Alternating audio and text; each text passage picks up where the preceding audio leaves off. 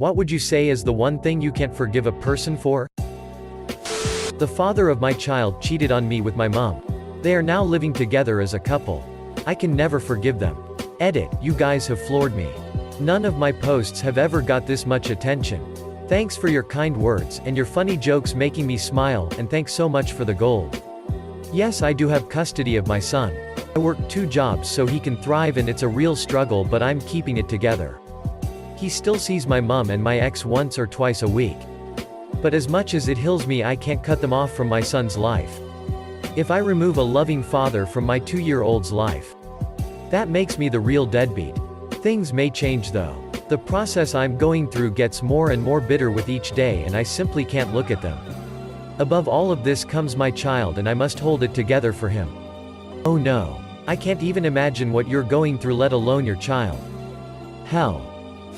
Child 6 abuse. Edit, holy crap. This blew up.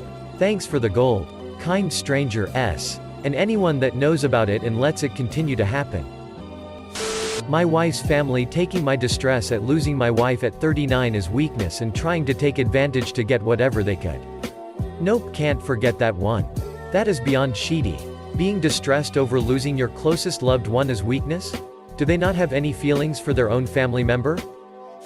Marrying a family member's rapist. Knowingly. Geez, that's mind-blowing.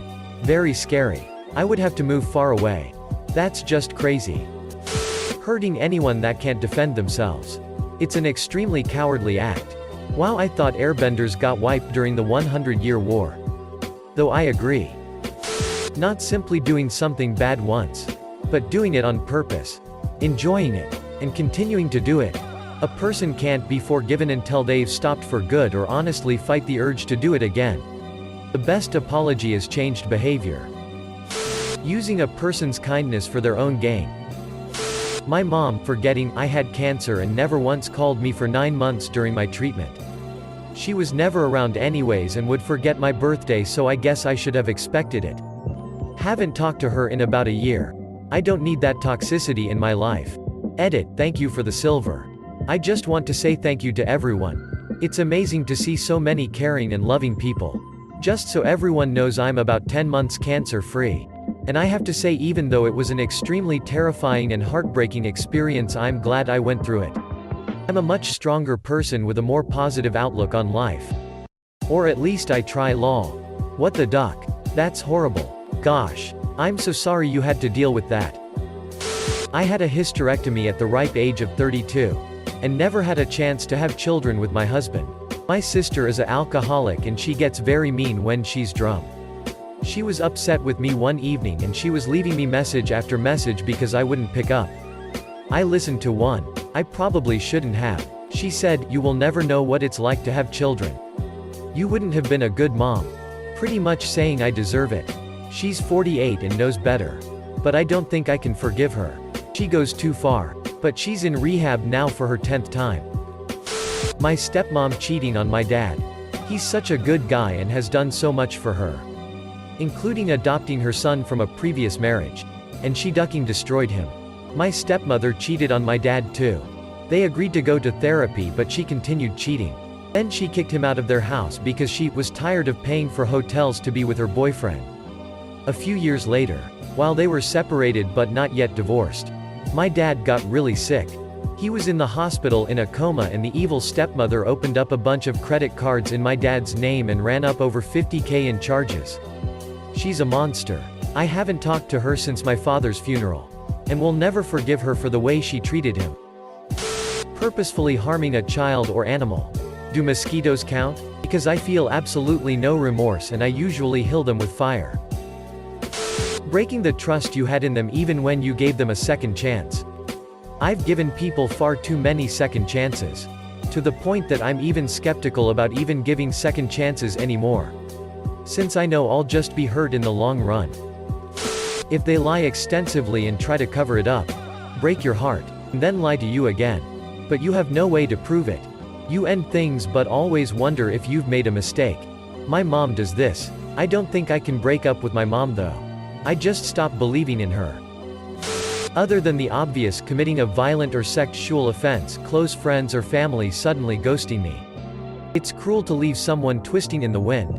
Sack up and tell me that you don't want to be a part of my life for whatever reason, and then move on. This is sad because my dad has issues with his siblings and his side of the family. I love my paternal cousins, but since I am still living with my parents, I am not allowed to have any contact with them. I haven't seen them in about 7 years, when I was 12.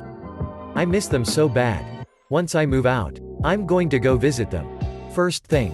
They've tried to reach out and it breaks my heart every time.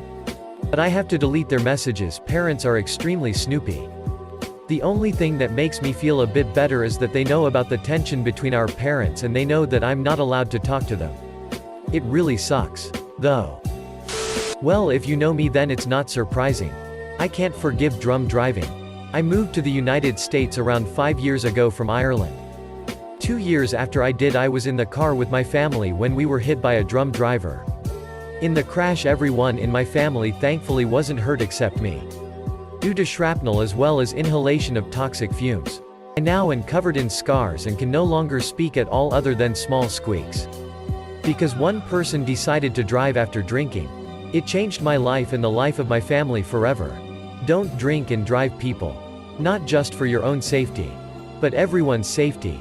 Edit, thanks for the silver. I'm still new to Reddit, so this is awesome. Thanks for the support. Edit 2, wow, a gold. I didn't think my story was all that special. Thanks a ton. My mother dated this piece of shit guy. He acted nice at first, but then turned into a complete asshat. This was on again off again relationship. He would hit me and abuse me when my mom was around, and even when she let him hit me. I was scared for my life one time when her and him were fighting. I had to grab a belt and whack him across his back in order to get him off of her. He chased me up the stairs and threatened to snap my neck. This was back when I was 9. The worst part is, despite all the fuck-up things he did to my sister and me, my mom still had a child with the man. He doesn't pay child support and he barely has place of his own. He still live in apartment house in his 50s. He wanted to go to the NBA, but was too stupid and stubborn to finish college. He blames his behavior on his upbringing, as his dad treated him the same. I'm not his son. He was never married to my mom. I have no reason to contact him even if he's the dad of my little sister. Visitation with him and my sister are limited because I was living on the house. I don't feel sad nor guilty for having that power over their relationship. It's my sister's fault that she's in this world. But I hope she know that her dad is piece of shit. I hope one he does, so I can spit on his grave. Have you ever figured out why your mother let him abuse you and your sister? Did she blame you for ruining her life by having you, or some bullshit like that, or was she a drug addict? If it's a spouse or partner cheating, I would say I could forgive, but I couldn't forget. I'm not going to hate them for the rest of my life. But I sure as hell won't trust them like that again. When I was raped, my best friend didn't want to believe me. Said it wasn't her place to take sides. I tried so hard to keep the relationship functioning. But that trauma defined me for years. And she only ever acknowledged it with, if that did happen. At her 21st birthday she invited him to the party. And didn't tell me until I was already there. I left immediately and never replied to a text or call from her again. It's been years. Been exactly where you are. Cut those assholes out and never looked back. My father cheated on my mom when she had stage 4 cancer. I was 23 at the time and ended up giving up my apartment and moving back home to take care of her. She had squamous cell carcinoma on her foot, so they had to amputate most of her leg and she was in a lot of pain. One night I heard them arguing and he said, "Well, I can't get it from you, so I'll have to get it somewhere else." He ended up spending most of his time at the house of some woman he met from the neighborhood. My brothers, who never so much as visited our mom during the time she was sick, tell me I'm overreacting and I should just get over it. So long as I'm drawing breath. I'll never forgive that son of a bitch for treating my mom that way. And I'll continue to be estranged from my brothers. 2. Jesus. People like this make me hope Egyptian hell is real. He'd be put on trial. Have his wife testify against him and have his fed to a demon crocodile while having his heart ripped out to do it forever, wandering lost and forgotten. Sweet justice. My first relationship was ended by a mutual friend who talked behind my back.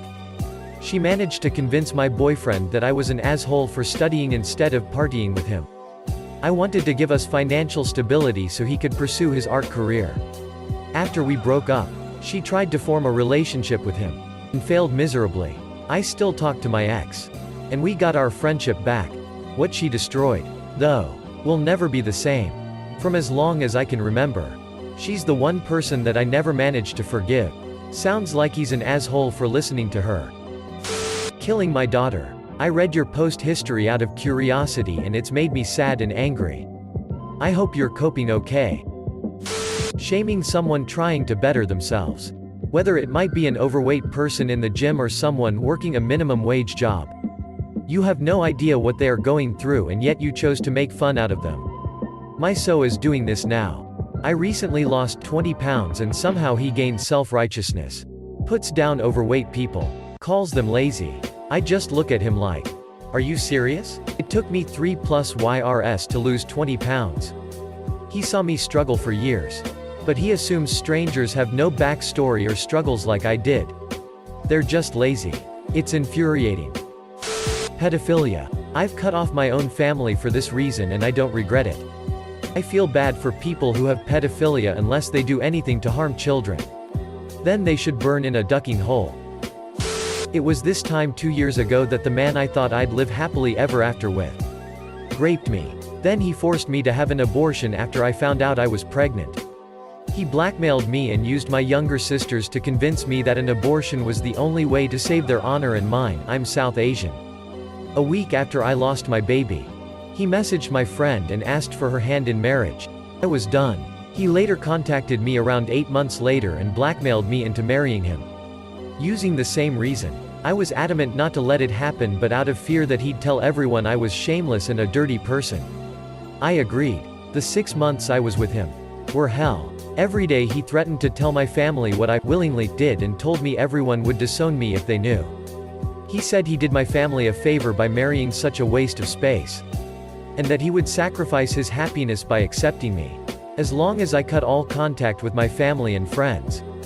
He cheated on me. Forced me to watch porn with him. He is an addict. Banned me from going to work. Sleeping. Washing my clothes. Eating. Wearing makeup. Getting my degree and going to the gym. I spent $20,000 on him and his family on things like food, gifts, trips, etc. Every day I cooked for them and cleaned up after them. But it was never enough. Then came the slaps and sexual abuse if I refused. Every night I closed my eyes and let him do whatever he wanted because it meant that we wouldn't argue or I wouldn't get hit. It was only when I confided in a friend did I find the courage to tell my mom everything from 2017. My mom said that she doesn't give a shit about the world and what they say and that all honor is man-made. She birthed me. And she knows me well enough to know I was manipulated.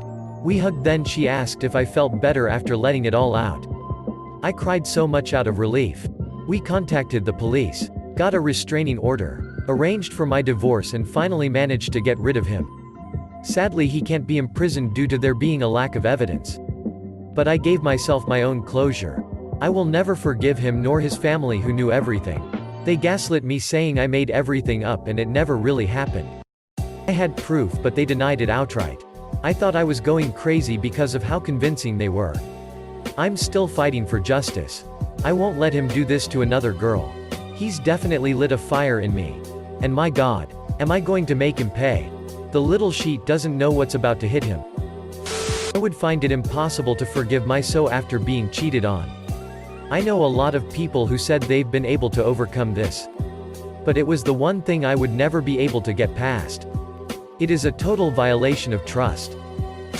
Humiliating me horrifically over the course of multiple years that led me to develop crippling mental health and acting like just because you were a teenager it means nothing. Taking any caring person for granted.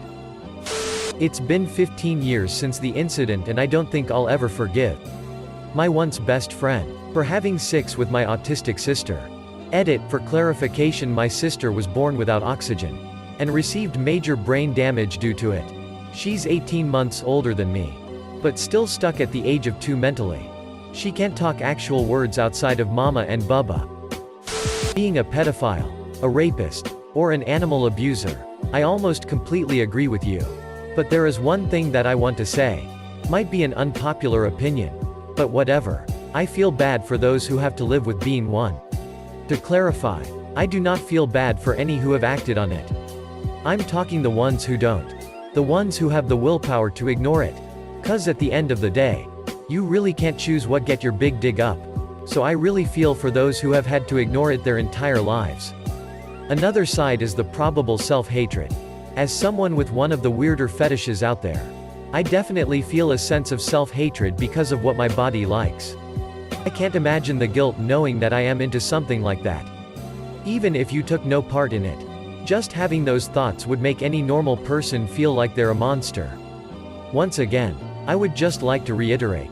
I do not condone pedophiles who have acted on their urges in any way, shape, or form. What I'm saying is that I feel bad for the decent people who were cursed with having those sexual urges. Because you can't choose what you're into. At least as far as I'm aware. This motherfucker Daniel asked me to bring my foil Charizard Pokémon card to school to show it to him, and I know he stole it out of my backpack later that day while we were at recess. I'll take this second grade grudge to the goddamn grave. Downright despicable and wholly unforgivable. Abuse and bullying. Saying, if you ever need help, just let me know. I let people know I needed help. They never had the time. This comes from raising a special needs kid and desperately needing time to get errands done, or maybe having someone else step in for one bath time so I could rest my back. When my son died, I wouldn't let any of them offer me anything. No. I don't want your damn casseroles, and no. I don't want you coming back to my house. Stay the hell away, because it's what you did best while he was still alive and living at home. Taking advantage of someone's disability, mental, physical, whatever it may be. Theft. It's not the first time they stole, it's the first time you caught them. My father calling the police on me after his girlfriend moved in and he changed the locks while all my stuff was in the house still.